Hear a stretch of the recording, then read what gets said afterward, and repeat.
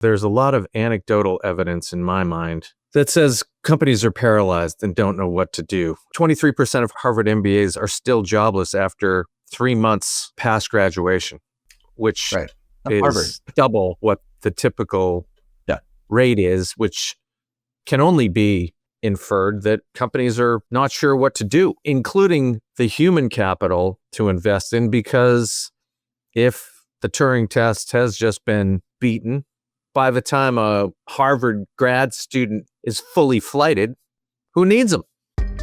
Insight AI, powered by Insight Jam. We are back with another episode of the Insight AI podcast with Doug Shannon, our resident AI expert. And time continues to march forward here in the AI corner of Solutions Review and Insight Jam. And the latest milestone, if you will, is ChatGPT 4.5 has passed the Turing test. Yep.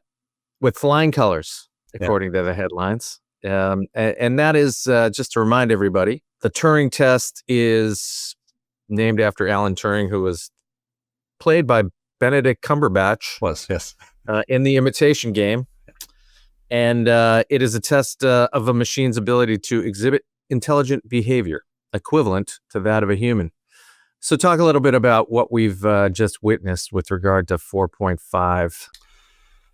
Yeah, so a lot of the models have been tested against this, but 4.5 has the highest rate of like connection, or basically the rate was 73%. So 73% of all the people tested in this test done by Jones and Bergen, these two individuals that were writing about this, there's a giant white paper on it. They tested and retested, and 73% of the people were consistently fooled or consistently thought that they were talking to an actual human versus a AI or a computer or some kind of construct.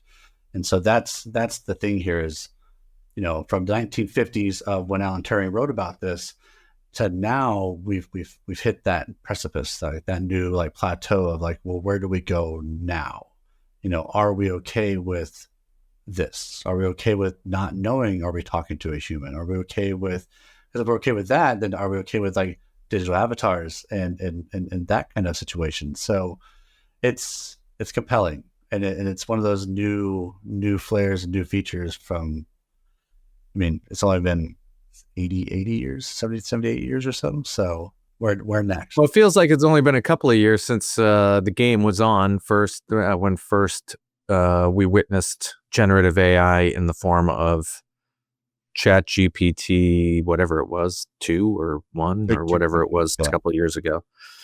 But it shouldn't, after seeing that, it shouldn't come as any surprise that we're here, where now AI is becoming indistinguishable from human interaction, at least in a verbal, not even a verbal, I guess, more of a there's some texting. verbal too, right? So you can actually talk to these models. The text is the most literal, right? And so when you're texting back and forth, but then the verbal, even then, there's a lot of people that are talking to, I believe it was Gemini just had their model that came out that is using 11 labs and it's doing phone calls and whatnot, and using some of these agent capabilities to call people, do table reservations. And there's many that have said, I wasn't sure I was talking to some kind of AI. I thought I was talking to a person that was giving me the name, how many people that needed that table at what time, and then scheduling all those things. So there's that side of it too. And this is not gonna stop.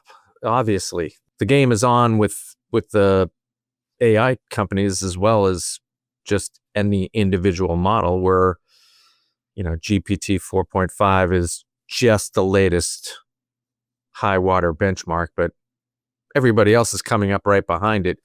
What are we to think in terms of, where do you think it gets to? Nobody seems to be winning. It's just it's like a race with people leading until the other comes by and goes blowing by them, until they finally put on another pair of sneakers and go by them. And so, where does it end up?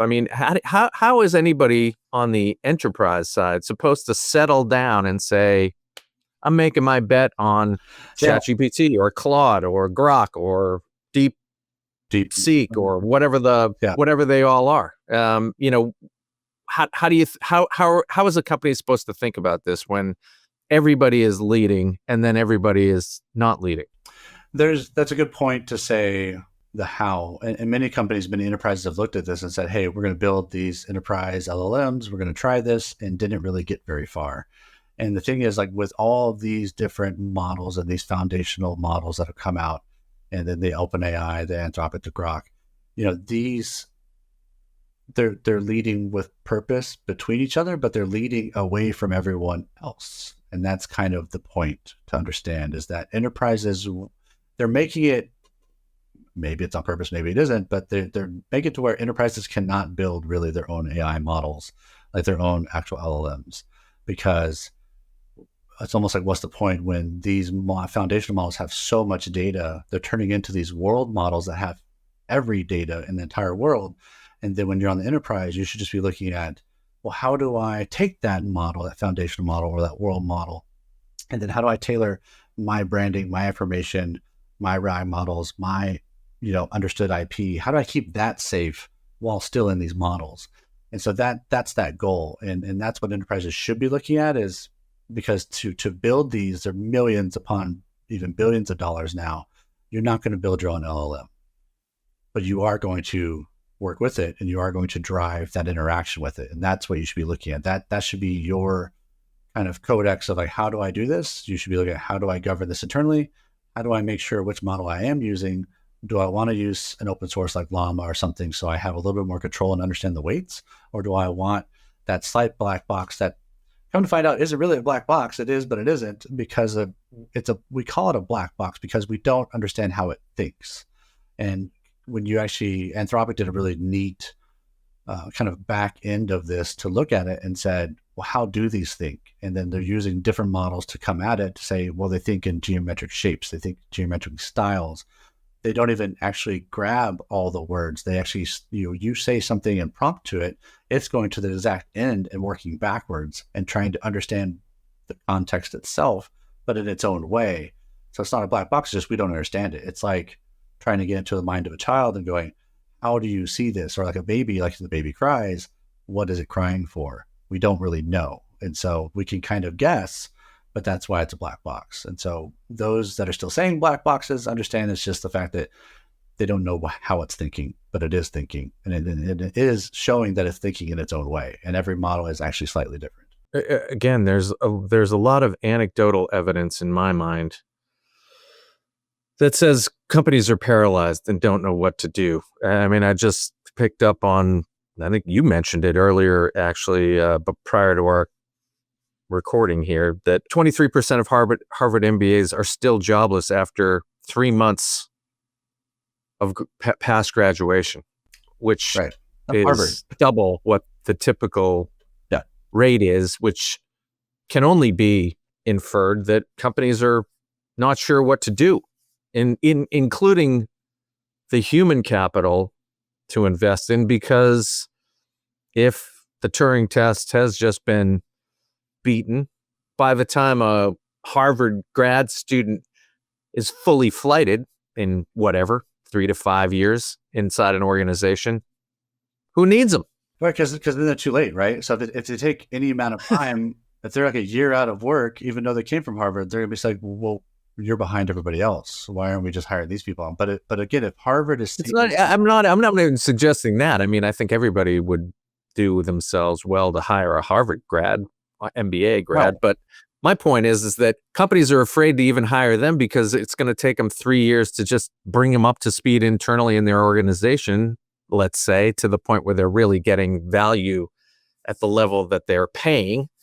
And why bother when in 3 years, at the pace we're going with AI, you'll get as many Harvard graduates as you can possibly imagine by just paying for more tokens. I mean, you'd hope not. I mean, humans still, like where the human comes in, right? Well, what do they bring into this, and what do they drive? What contextual understanding do they bring and value, right? So you would hope that, and maybe it's probably that could be part of it, right? So colleges are looking at this and saying, we already know we're not teaching the kids, the future adults, the future people coming into the work environment with the right stuff.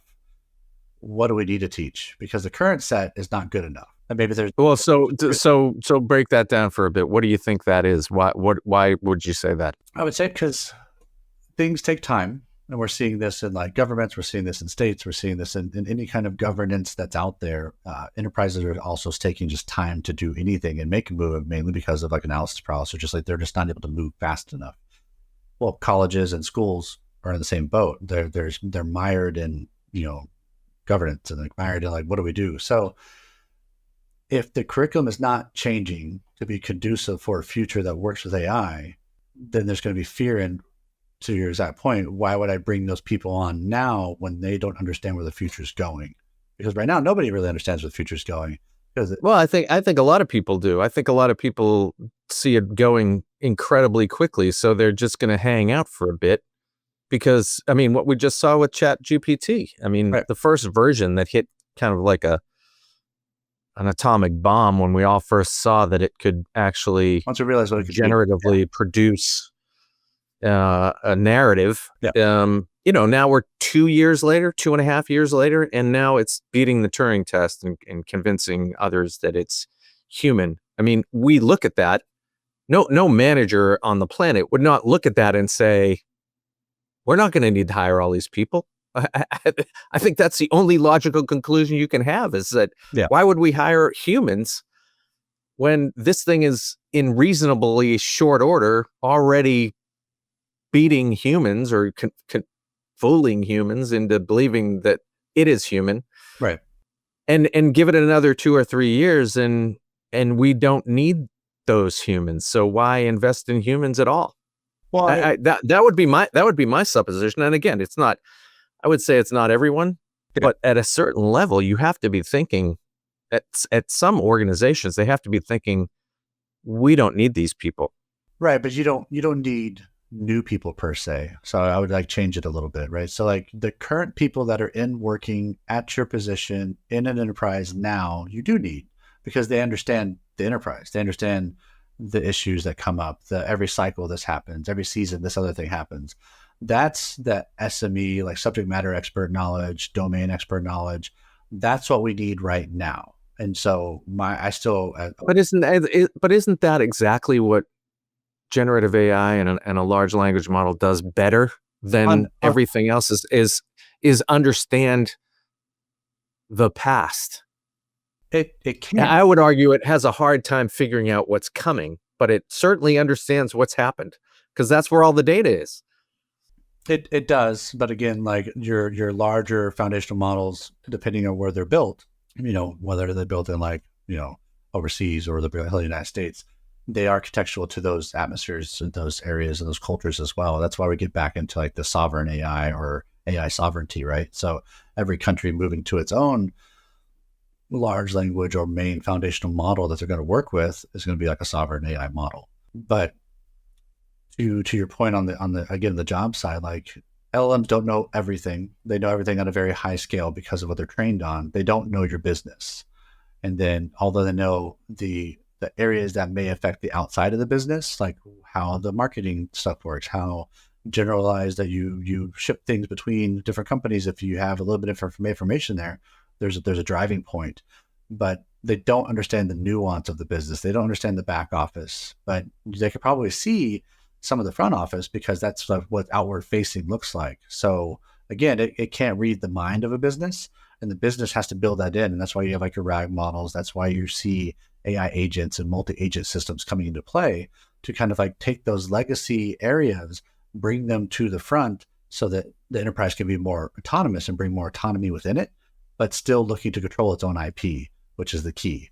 Well, so let's just put a fine point on this part of our conversation, which is, and let's just get down to brass tacks. What should companies be thinking about with regard to how they're going to organize themselves around a particular model? I mean, should they be picking one? Should they be picking multiples? I'm going to go with Llama and ChatGPT and Anthropic. Or should they be thinking, no, I need to build, I mean, how do you build systems that take advantage of these large language models if you're not sure which one is the best? Right. Because they're never the best for very long. Exactly. That's the point. So I was going to talk about that. So the innovation cycle is insane. So you don't know who's going to win, and maybe they're all going to win. But as innovation changes, you know that there's always a new model, there's always a new thing. We just got deep learning for most of the models. You now have these like insanely large context windows where you can use tokens enough to just build a book in one go. That's the change that's happening. So again, like if you're in the enterprise, you're trying to drive that message and drive that understanding, you're never going to be able to keep up with that. It's insane. So what you do is, again, you control your processes. You understand how you drive it within your company.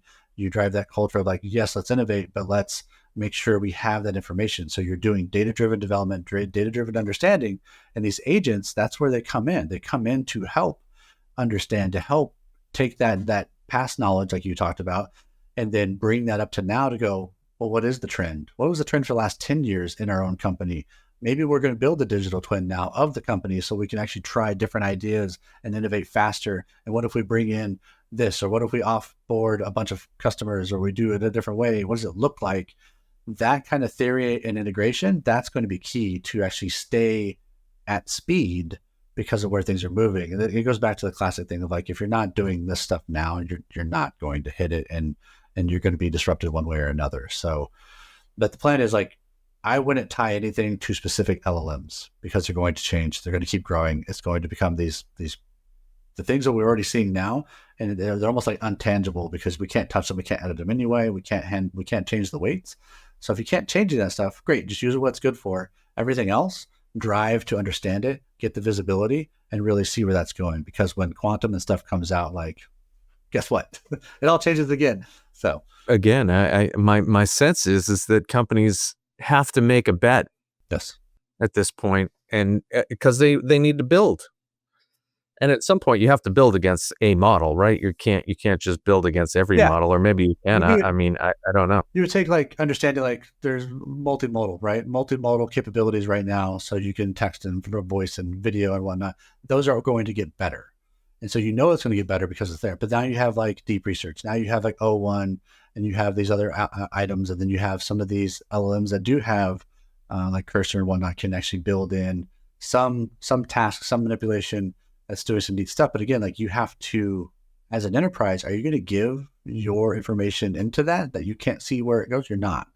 So then how are you going to do it yourself, where you're going to bring in agents? You're going to bring in potentially anywhere from like just agentic task agents to handle a bunch of tasks and figure everything out and kind of like, get out there and drive it all to understand it. Or you're going to build multi-agent systems that are going to say, this agent lives on my system. It works with me. It is a collaborator with me. It's very human in the loop so that we can then get better and trust it more.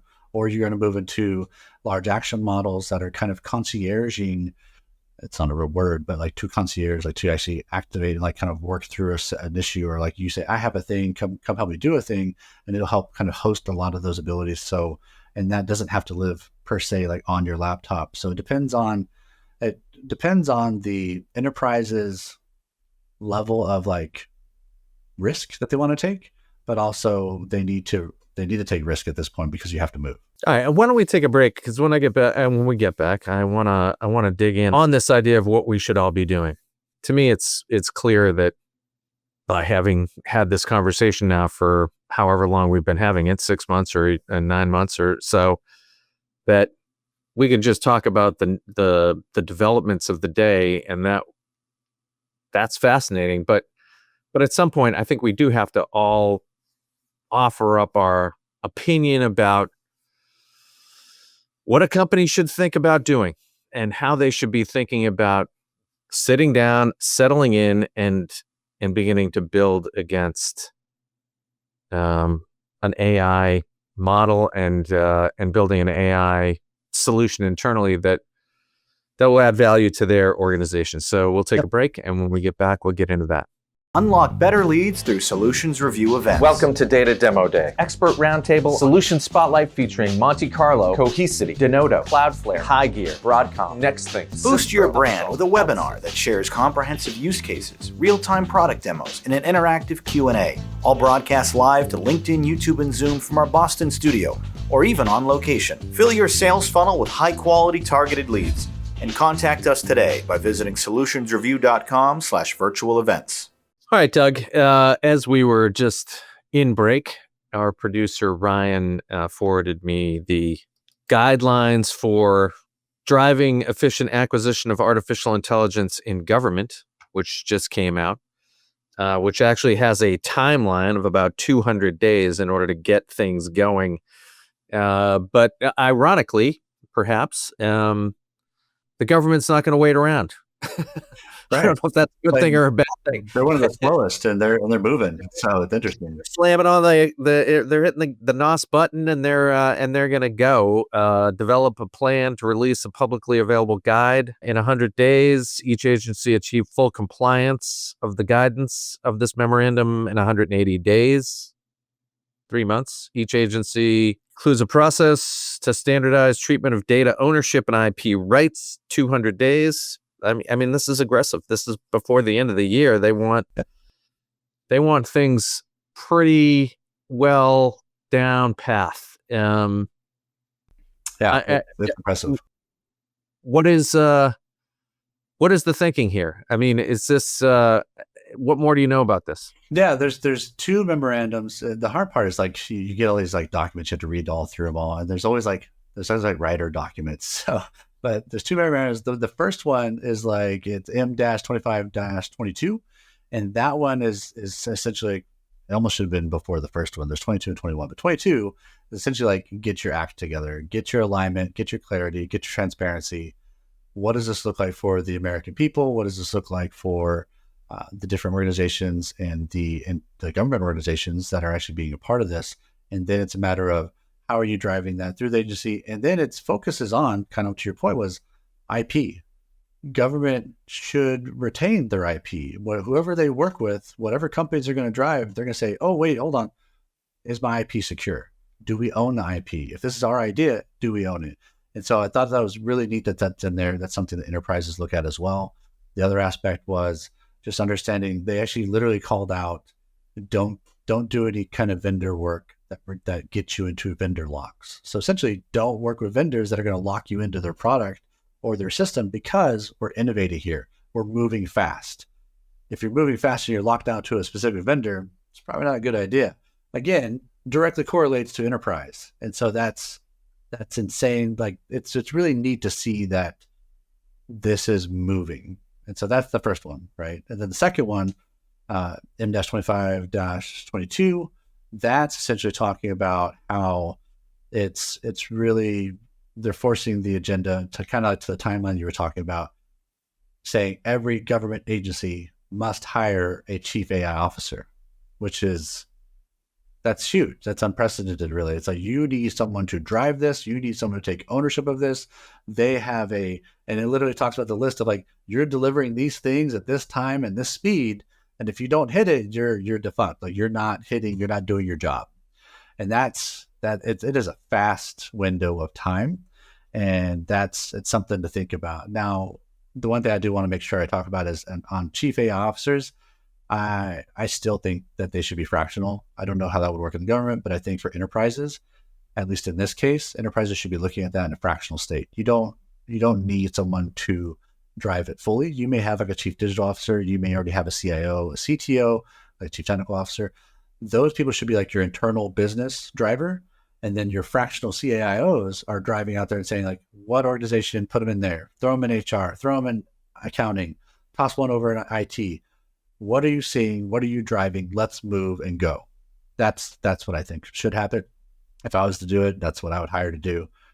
And I think that it makes sense at the end of the day. They are being driven to do this relatively quickly. They are also being driven to do it somewhat unilaterally, although there are suggestions as to contributing to a shared repository of best practices and so forth.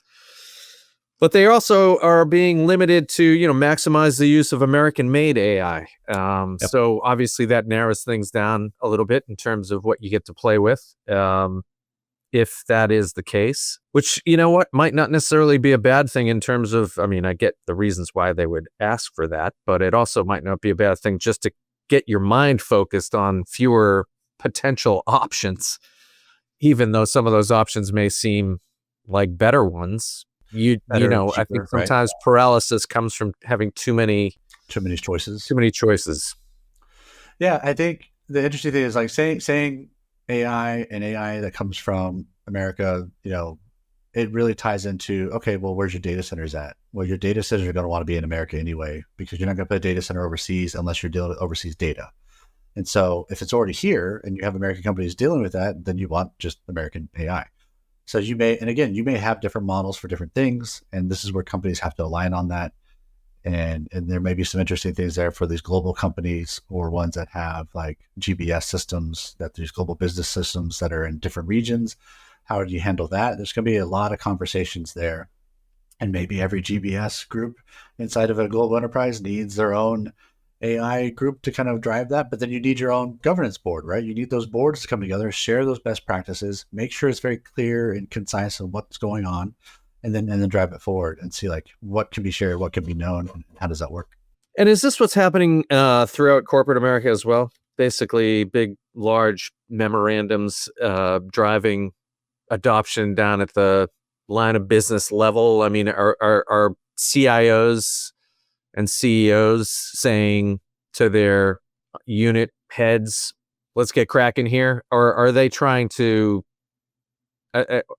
How should private organizations be thinking about this? Well, I think the way they're thinking it now, and the way that I've talked to many leaders out there is, yes, the CEO saying, "Go do this, cracking the whip, like go do it, get it now," but there's no playbook. There's, everybody has a different way to do it. Sure, you can have like a NIST platform where you're saying, here's how we build it secure, or like your frameworks and stuff like that. You have Microsoft saying like, here's how we build things, and we'll help kind of like build the digital moat in a way to kind of help out. But there's not a really clear, like, what does this look like? And still many people are asking the same questions we talked about earlier, where it's like, well, what happens when the LLM changes? What happens when the whole back end, the foundational model changes? How do you support this? Like, what do we do? What do we bring in? How do we drive it? Well, I think now that conversation is going to change, because now they say, well, the government says this, and it's actually not a bad lean into, it's very clear, concise things. That's going to be everybody's goal. And so those that are being brought in to do this on the enterprise side, guess what? You're probably going to have the same kind of deadlines that are being seen here, and they're going to push for it, because if the government's pushing for this, things usually follow on the enterprise side very much the same. And so I expect a lot of new roles opening up. Those that aren't using AI start using AI. You should have already been using it, and really driving. It's really showcasing, like, are you doing it? Do you understand it? Because no one knows you understand unless you really show it. And so the best thing out is get out there and start being visible. I think everybody's using it for the most part. I mean, at a corporate level. At a certain corporate level, I mean, it's crazy not to. I mean, the power that it brings to. I mean, we use it here. We just put together several documents and proposals and had some planning sessions, and it's shocking what it will tell you that you would never be able to get through a Google search. Yeah. Right down to pricing. I mean, when you think about a program, it's like, I wonder what we could charge for this. And you ask, in our case, we ask Claude, and Claude has clearly seen a proposal or two. Yeah. I don't know where it found these things. And I got to believe a lot of this language that it's ingested had proprietary and confidential somewhere on the page, but yet it doesn't seem to care. It just blurts out pricing that is well reasoned and defensible to the point where you're like, okay, that makes sense. Decent suggestion. We'll follow that. Yeah. You don't have to go do a whole market survey now. It's just like, you have the information, and you can actually, you can defend the numbers. You can see like the why. It'll write a straight up proposal that is better than any proposal you can imagine you could write.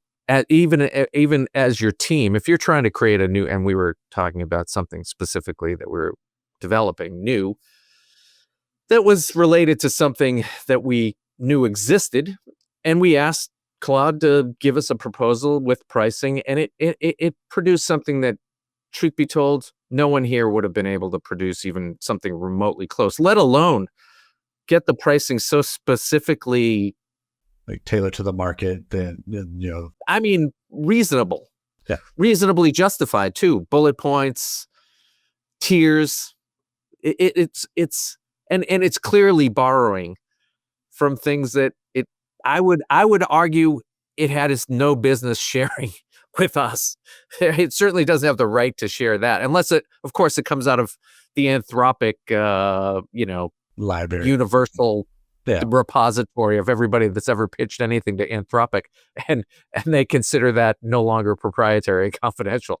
I don't know how it does it. I'm not sure exactly how it does it. It doesn't, to me, seem like it's all that magical. It just seems like it's massive horsepower being put to bear against the question. I mean, these models ingest tons of information. That's why we saw X get acquired by xAI, because now all of that data can be ingested into Grok, right? So all of that stuff. So any kind of like talking points, or any kind of, even like YouTube, Google is ingesting all of this because they want more data. And so if we talk about it, or if you had somebody at a podcast that's on there and they had really great details, and they're like, man, those guys are marketing geniuses, that's now been mined. And so you get this out of there and you're like, wow, this is amazing. But you have no idea. I wish it almost would at least like say, oh, it's from this person, because like, and then give a little bit of credit. That would be fantastic. But I mean, I've seen even in the White House stuff that we're talking about, the wording in there, for government officials to say upskilling versus reskilling. Reskilling is the normal term that most like older companies and older thinking, and like maybe even politicians, like whoever, think reskill. Well, no, upskilling is the right word, because we're not reskilling either. We're building people up. We should be driving that understanding. That word alone is much different. And so just the wording says that they're pulling from something. And then there's like some other words in there again, like the human in the loop and the human on the loop. What does this look like? And the trust factor, and the alignment, and then like how to gain trust. And it was definitely helped by some kind of AI in there to write all that stuff. Well, again, my larger point is that everybody at a certain level, if they've used it at all, can't not use it more. It's so powerful now, and so complete in terms of its ability to produce. Again, it produced a document in seconds that we couldn't have produced if we had all sat around in meetings for 2 or 3 days. I'm not sure we would have produced as good or as thorough a compelling proposal. Right. And I don't, after you see that power demonstrated, it doesn't make any sense. It's kind of like, once you've driven your car to the market, why would you ever walk again? Like you're unless you're looking for exercise, you're never walking again. And when you look at the power of generative AI, at least at the individual level, you're not going to do it the same way anymore. You're just going to ask this thing, and it's going to give you a jumping off point at a minimum in literally seconds. And I mean, there's no getting away from that. It's like the greatest, I don't know, drug addiction. It goes back to, I mean, how do you shake the monkey that's going to be on your back from this, this habit you're going to have? I mean, there's just no way. So then the question is, okay, how do we go next level? I mean, we're all impressed. No, again, it gets better and better, right? Yeah. So I think the point there too is it goes back to something we talked about in previous episodes. It was like, humans are consistently going to find ways to cognitively offload. You're going to take stuff that's hard now, and you're going to, wow, this was easier. That interaction you had in that use case was easier than you could have ever have put effort to. That's going to be the norm now. Like now that's the norm. And then you're going to build context around it. You're still going to bring in that context. You're still going to bring like the marketing people that understand some of these nuance and bring that back into it. But like that becomes the norm, and you just offloaded, especially cognitively offloading, that functionality to now AI will do that. And that's going to be the norm. Like to your point, like shaking the monkey off the back. Well, guess what? Every time you shake it off, it's like, I don't have to do that anymore. The monkey will do that. The monkey being the AI in this case. Well, so, again, I don't have to Google for very long before you see things like fewer than half of executives say their organizations have policies in place for employee use of generative AI. That's employee use of generative AI. What about the organizations that don't even have a game plan for their corporate AI strategy? I mean, where do you start? I keep coming back to this question. What do you say to an organization that is paralyzed by the power it's witnessing? You always have to start with measure. You always have to measure. You have to have an understanding to go into this. Where are you at now? How long is this taking? Like, if you know there's a good use case on like doing a marketing survey kind of thing and understanding, how long did that take you before? So if you had an idea before and then you actually do it and it works, you now have a, like, you know, measure twice, cut once kind of scenario. Like, you know what value came out of that. Because what happens right now is when companies just try to innovate and they just jump into it, they just like fire, aim, and then they kind of get ready. You know, that fire approach, that like quick win out the door, is not a quick win, because you go, well, it didn't measure up to what we thought it was going to be, because we didn't measure it ahead of time to know, was there value there? And then the other thing that I see happening a lot in many companies, like not in general, but like companies are basically giving their people, you know, either co-pilots, or they're building like, hey, have a portal of some kind, drive this through, use it, see what happens. But then 3 to 6 months down the road, it's like $30K a month. And they're like, why does it cost this much? Well, we never measure like it would cost this much because the tokens cost this much. And because they're using it, well, then what are they using it for? Well, nobody knows. So make sure when you're building these out, ask the question, how do we know what's being said? And how do we put that in a way to know, you know, who's doing it? What group are they in? What role do they play? Are they leadership? Like, what does this look like? So we can then learn and have other people and reuse the same stuff. Again, like, what is that good prompt? What is that good understanding? Build that in. Build like Lean Six Sigma and your PMO, your project management office, and your GBS systems. They should all be saying, we own this. We're driving this. We're getting the data back, and we're going to drive that throughout the business. So I'm Googling as we're talking. Are you Googling, or are you searching with Gen AI to get the information? Well, this is where I'm going, right? Yeah. So every Google search, I'm old school. I'm Googling. You're not Yahoo. Every Google search return that I'm looking at right now in terms of corporate AI policy, looks to me like it was written by AI. Yeah, totally. and so you get to this point where it's like, why are you Googling anything? Why aren't you just asking AI to generate your AI policy? And then where are we? I mean, what happens here? I mean, can you trust anything that's being produced at this point in terms of brand new content that's being put into, that's being indexed by Google? Can you trust that this isn't just, I would wager that it's 80% generative AI produced. Just like weird, I would say it's 73%. 100%. Is that AI. Well, how do you, where does that number? The Turing test being passed. So even if 100% of it's AI, 73%, you're definitely going to believe it's AI. And the other half, or the other, 27%, 70%, you're going to go, oh, I don't know what it is. Maybe it's a human. Like, synthetic data is here. It's been here. We just haven't really seen it yet, but we're fooled 73% of the time because the Turing test was passed. So yeah, what does that look like? Almost everything out there is synthetic.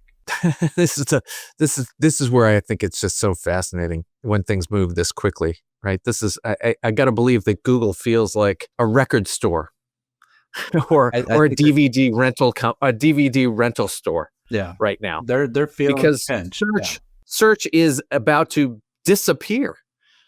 I mean, there's just no value in search anymore because one would argue that every search return that is very specific to your search parameters has probably been generated for the author by some generative AI model. But secondarily, Google is now writing their own AI overview in the search return ahead of the returns. Right. But which is destroying their business model.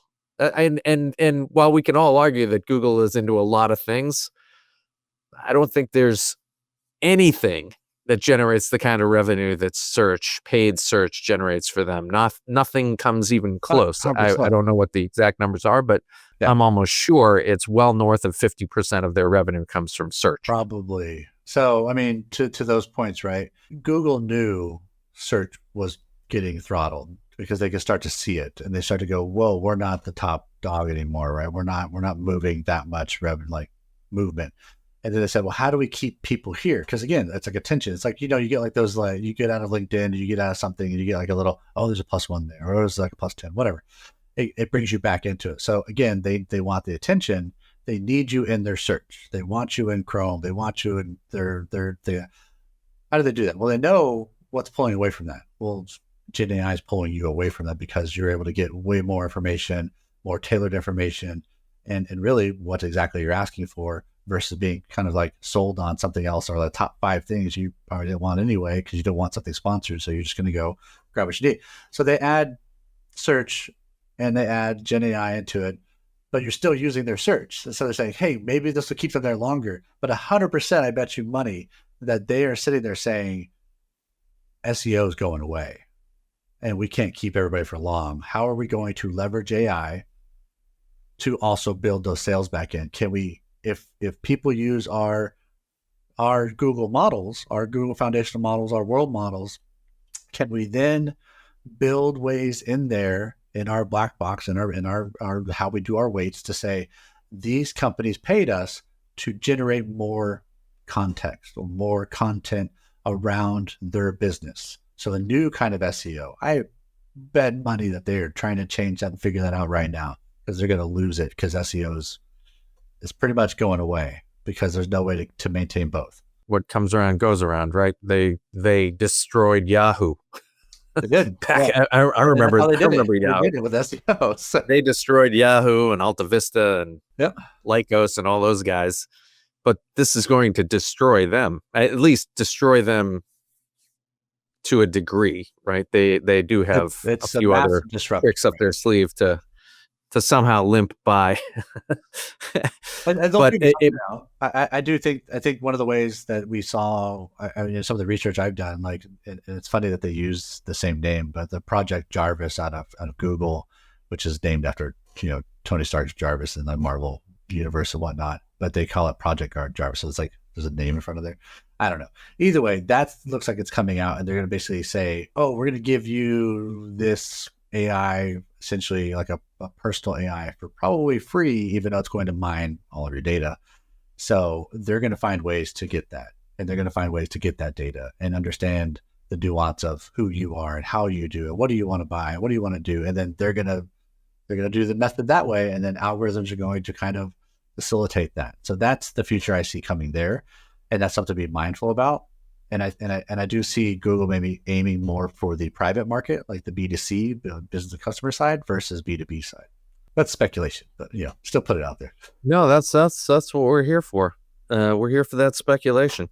All right, we're going to take a break. When we get back, we'll wrap things up with our last segment. Want more Insight Jam? Subscribe to our YouTube channel for shorts, panels, podcasts, and more. In your Shorts feed, enjoy a daily dose of best practices from tech experts and leading solution providers, while long-form panel discussions and keynotes, recorded live every quarter, go deep on important industry topics. And don't miss our collection of regular podcasts, keeping you informed on the latest trends. We're hard at work collecting the best enterprise technology information from around the globe, so subscribe to be notified of our next upload. Now, let's get back to the show. All right, Doug, final segment, and I would prefer that you help me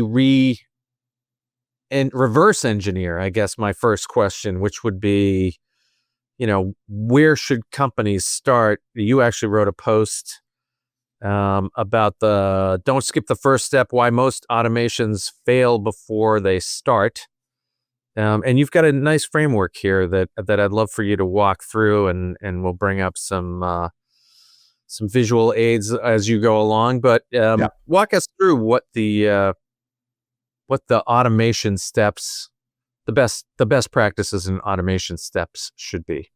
Yeah, I mean, so the framework here is gauge, analyze, automate, and adapt. The reason why I kind of tailored it that way is really because we're talking about how do you lead with clarity and not chaos, right? So if you're going to then if you're going to try to find a way to move fast, and you're going to try to find, like we talked about earlier, like those companies that are moving fast are just like shooting from the hip, going first and then aiming later. So it's like shoot, ready, and then like shoot, aim, and then ready. Well, I'm talking about it. Let's do the opposite and let's gauge it. What are we trying to get to? How are we going to analyze this data? What is it that we can automate? Because again, you have to still look at automation, because AI needs data filtering, understanding what the data is, categorization, what that looks like, and then overall, how to then leverage that to get it to where it can get down the path and out. And then you have to go back and you say, okay, we've done that. We did the first three. Now we're going to adapt. And that's where, can we change? Can we use new tools? Can we do things like that? So when I talk about it here is like, whenever they fails, like, what do you do? And again, most enterprises, to your point, Doug, is like, where are they? How can they do this? And so the biggest thing I call out is like the illusion of inefficiency, and that's the promise that's there. So everybody is saying, how is it, and what was that promise? Well, they think that, Gen AI is instant transformation. They think that it's plug and play. It's just going to come in and save the day. It's not. And then they think they need fewer humans to do it. Eventually, that may be the case, but that's not the case in the beginning. And you still need. Well, why is that? I mean, I think that is the. I got to believe that is the siren song of all this, is that it's instant transformation and it's plug and play and it's fewer humans. There's two ways to look at it, right? So there 100% will be empowered and emboldened and enabled humans to do more than they were able to do. To the points we were talking about before, is like some of the use cases is like, you can do more, it's faster, it's easier to drive it. So more is being done. Yet, the reason I said, hey, we're not going to have fewer humans and doing all this, I'm saying don't get rid of people, because you still need them at the moment. And you're going to need them for a little bit, because you want them to be enabled and do more as one person than hiring like 10 people to help that one person out to get the job done.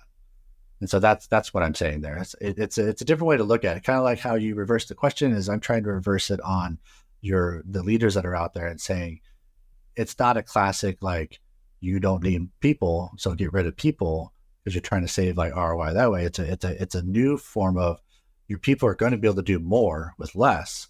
That just means you don't need to hire as many, and that's instant ROI. And so again, like the truth side of this, it's like, what does it look like? Is it perceived savings or is it actual savings? Are you measuring it? Did you do the legwork to say like, hey, this is an area we want to touch? Well, let's go look at that area. Did we filter the data? Do we understand the categories that they're currently working with? Are there any processes that can be automated now? Going back to the human side of it, any new, if wherever, like people usually go in the company, they go, well, where do we start? Okay, I'll tell you exactly where to start. Who's asking for the most people to hire? That's where you start. You say, stop it. You say, go work with your CEO, like your COE, like your Center of Excellence or your Center of Enablement that's doing automation now, that's doing your Gen AI now, and say, great, can they automate or can they do Gen AI to solve any of this pain points or issues so that we don't have to hire as many people? If so, fantastic. Or if those teams say, nope, it's too antiquated, we don't have enough details, we don't have enough context, we just need to hire people, great. Well, what's that next step? Okay, get them with like a BA team, like a business analyst team, get them with some kind of like actual team that's watching as these people come in, what are they doing? Let's start tracking that, write it down. What's the process? So then you can go, great, next time we don't need to hire anybody because we have it all down enough that we can actually automate and build Gen AI to do the majority of the job or enable these people to be more successful. And then if, heaven forbid, like they don't want to stay, fine, they can move to a different team. Or if they fight it and they, but people leave like every 2 years anyway. So there's those sides of it. So again, like on the gauge, analyze, and automate, and adapt, it's what's the consequence of this stuff, right? So you don't want to have, since it's not instant, right? It's not just a Band-Aid solution. You don't want that. So, but it can give you like some quick wins still, but look at it as maybe as like a Band-Aid. So like it's quick on, it's quick off, but like, let's find a solution further and not just look for those things. And then overlapping workflows, you're going to start to see those with AI. AI is going to show you, and even automation is going to show you like, wait, these other siloed teams are all doing the same thing. Well, that's not cool. That's literally shadow IT back in the day, but AI is putting a light onto that and saying like, now we see this and how are we going to relate to those things? So again, like going into the actual middle column there of gauge, start by measuring. Don't just go by assumption. It's not, get it out there and go. You definitely want speed, but you need to know what you're gauging. And then the analyze side, how are you driving the data, the people to really understand that? And then automating that. What's the value? Does it need to be flashy? But what can you do that's actually going to give you time back? And really automation in general, you should be looking at as like quick win to get time, so that you can actually think about what you need to do next. So it's a quick ROI. It's a quick combination between like getting one legacy item to talk to a newer item, driving that forward, and then setting that going. And then adapt. How do you continuously align with that? And how do your people align with that to ensure that your culture is not being underwritten by the speed of innovation that you're moving? Well, and with regard to measurement, you've said here that most organizations skip the measurement step, Yes. which drives perceived savings versus actual ROI, which is an interesting observation, where everybody feels like this is better, so we must be saving money. But where does that adoption of a measurement element happen? Is that right at the very beginning? Is it after you've already started to implement things? I mean, Yeah. do you at least semi-fire before you measure?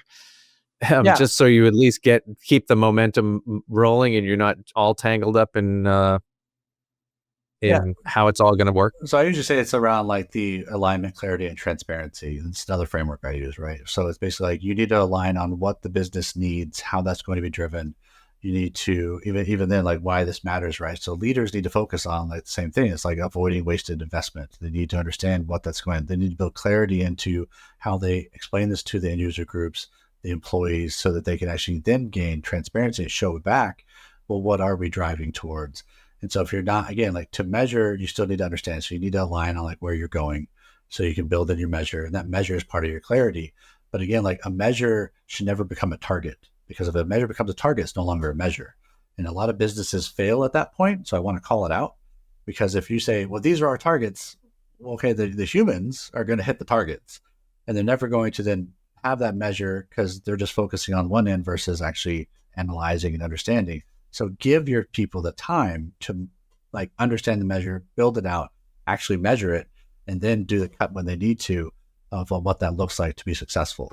And so again, like lead with clarity, right? And not with complexity.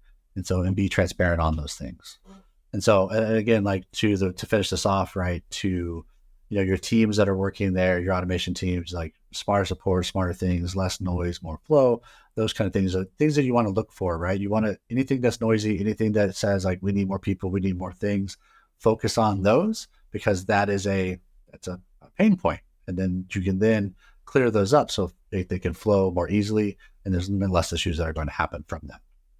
So I think of like a quote at the end. It was like, if you can't automate what you haven't measured and you can't gauge that first, then you're just guessing faster. And that's 100% correct. Like we don't need to be guessing in this world. Our business and our employees aren't going to respect us if we just start guessing at things or just seeing what the next shiny object is and throwing a rock at it and seeing if we hit it or not. Find out, do some alignment, gauge it, analyze it, automate those things that we can, and then adapt and move on. Yeah, the avoid wasted investment, easier said than done, and align technology to real goals. Nobody hasn't adopted technology. Most everybody has adopted some level of technology, and most organizations, I would argue, are operating as well as they ever have. Yeah. Now we can all argue whether that's optimal, but it's as optimal as they've ever been, more than likely. They've achieved some level of automation. They've achieved some level of technological leverage, because, they've been at it for a while, and technology has existed for a while, and there's always another salesperson knocking on the door with another thing. But now AI arrives, boom, and everybody is being encouraged to adopt it. Yeah. But does everybody need to adopt it? The quick answer there is every company out there now should be considered an AI company, not an AI company, but just technology technological company or a company that is based in technology, because no matter how you slice it, there's an app, there's a website, there's directions to your place, there's hours operations, all these things tie in. And again, if you don't have all the normal things that everybody else does, you don't have that attention. Nobody's going to trust your restaurant if it's not like easily found online, if you can't find it on a map, if you can't navigate to it, if there's not a 5-star review at this point. All of that stuff is really diving in, and you're either a part of it or you're not a part of it. Now, businesses still have the ability to say, hey, Sundays we're closed because of whatever they believe in, because businesses can do that. And so there's those aspects to know as well. But in general, every company, whether it's food or toys or what have you, or like crazy Lego things in the background, they're a technology company, and they should be a technology company. Really? Probably first. I think so. Yeah. I mean, they should take care of their people first, because I think it's very a human world that we need to live in. But they should be looking at technology, and they should have a. Well, I appreciate that they should be looking at technology. And I think, at least in the food industry, I think we all went through the pandemic together and realized the value of human servers versus the QR code.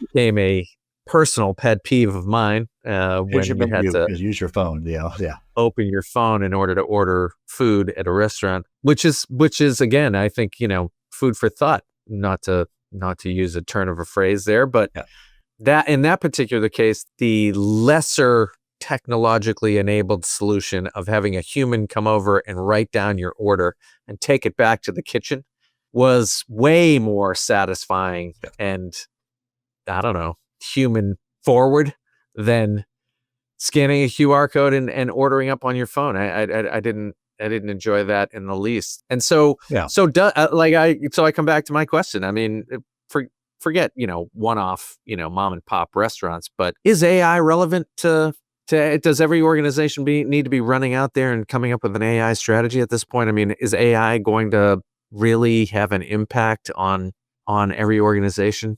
And or more to the point, can an organization convince itself that it doesn't need AI? I mean, can you see, you know where I'm going with this? I mean, I'm trying, but it's so prevalent. It can do so much now that, I mean, even on, like the fact is, like, so I'm a thought leader in space, but like even what I do and the posts that I do, a lot of the pictures I use AI to help do the pictures, because it takes forever for me to draw it up, right? But it can do a lot of that now. I don't have to hire anybody. I do. Everybody's like, Doug, how do you? I completely agree with that. Right. No, I think that's going to have a genuine value for sure in that regard, and maybe that's part of it, right? You can use AI to generate. You used to have to hire teams to do this stuff. I'm like, I just do it all myself. And so, again, like Sam Altman a long time ago said, there's going to be $1 million, $1 billion companies ran with like a handful of people, and that's going to be the future. Like you can see it, and really how it all turns out, right? So like, there's the other aspect that we haven't really talked about in any of our shows, really, but like AI is pushing a different dynamic also that we haven't even seen yet. This beginning of humanity, we have not seen decentralized systems. It's all been very hierarchical, from like the caveman days of like the biggest, strongest guy, killed the biggest, strongest animals and was the king or whatever. That's all changing. We can build decentralized systems, and we're starting to see the nuances of that. And when IoT, like information of things, or the Internet of Things, is coming out again, we're starting to see like how much that can actually drive forward. And it's the new world at that point, right? Like, how do they interact? What do they interact with? How does this relate? Even from the point of how do self-driving cars get better, which we may talk about in a future episode, of how things work, especially around agents and whatnot, how those two marry up. What happens and what do you need and what infrastructure do you need to be in place to actually handle that? And so you may see Tesla and these guys coming out with their cell phone, and that cell phone may be exactly the thing needed to ensure security and trust, and that trust factor between the human and the car. And so stuff like that, it's, again, like IoT is coming to that point. Technology is coming to this precipice. AI is going to be everywhere. I don't see a company or people or anything really not using it. Well, there's the answer.